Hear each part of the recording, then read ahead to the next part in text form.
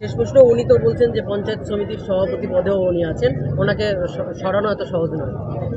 অনেকেই বলতে পারেন, দেখুন পঞ্চায়েত সমিতি যখন জেলে ছিলেন তখন পঞ্চায়েত সমিতিটাকে আমাদের পরিচালনা করতে হয়েছে। এখানকার যে 21 জন সদস্য তারা লিখিতভাবে বিডিওকে এসডিওকে দিয়েছেন, দিয়ে সেখানে সোনালী বাছার যে সহসভাপতি তাকে চার্জ দেওয়া হয়েছে।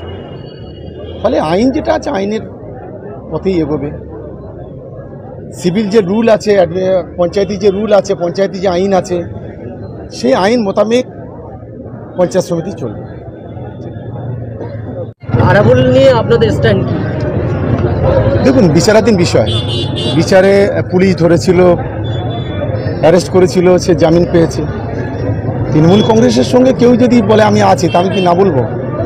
হাজার হাজার কর্মীরা তৃণমূল কংগ্রেসের সঙ্গে আছেন, তেমনি আছেন নিশ্চিতভাবে। পদাধিক কোনো পদে নেই, উনি আমাদের নিশ্চিতভাবে তৃণমূল কংগ্রেসের সঙ্গে আছে, ওয়েলকাম, কোনো অসুবিধা নেই।